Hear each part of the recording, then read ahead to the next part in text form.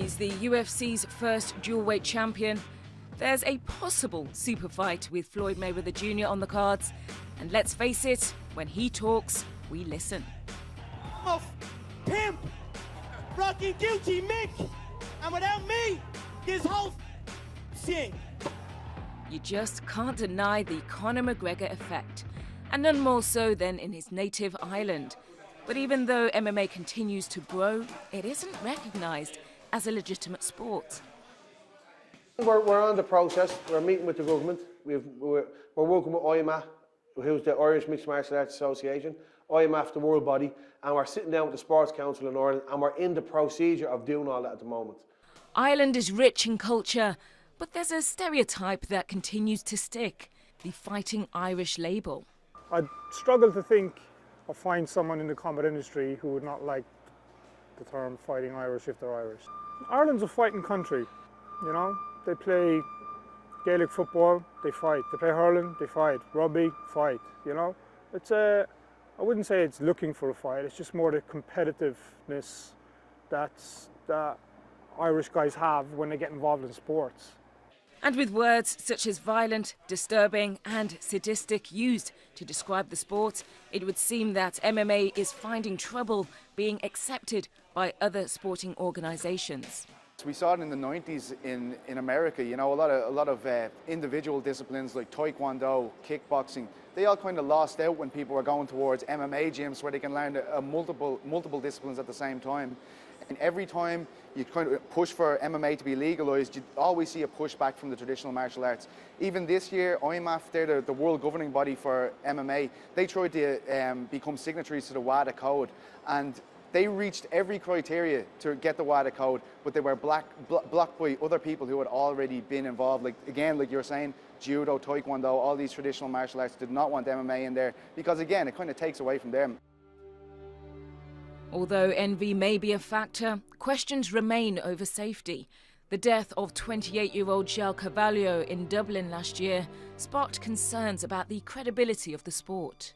So the sport has evolved tenfold on the medical side of things.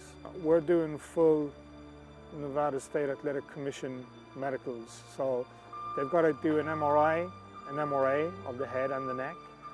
They've got to get their bloods, all the bloods done to be clear. They've got to get their eyes tested. They've got to get that physical. Every fighter has to be registered with Safe MMA. And on that Safe MMA registry, it shows every fighter who's medically cleared to compete. And if you're not cleared medically by Safe MMA, we can't use you. So this is it.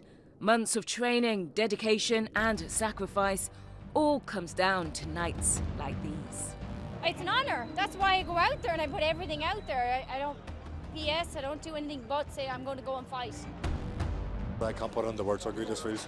I mean, it's been a lifelong dream from I was a baby to be a world champion in MMA. It's unbelievable. And someone who knows a thing or two about creating world champions is John Kavanagh, the man behind Conor McGregor. There's many great teams and many great fighters out of Ireland. We have it in our blood, it seems to be in our spirit.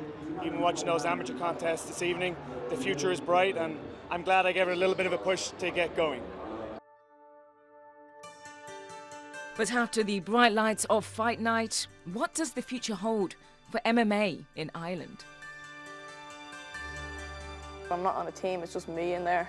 And it's just me, like if I lose, it's because it was my skill or something wrong with me. If I win, it's all on me.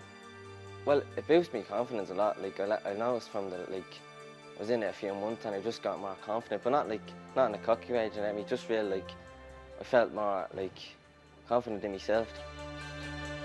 The sky's the limit to where it goes in Ireland. You know, there's a massive market here for MMA, and people forget that this sport is only 20 years old. Every other sport in the world is hundreds of years old. So we're still educating and we're still teaching people what the sport is about. And the rise of Conor in Ireland has put the sport tenfold through the roof. Ireland may only have a population of around 4.5 million, but the pride behind the tricolour of green, white and orange knows no boundaries. The support from the fans is undeniable, but the reality is the fight for MMA to be recognised and respected as a sport in the Emerald Isle has just begun.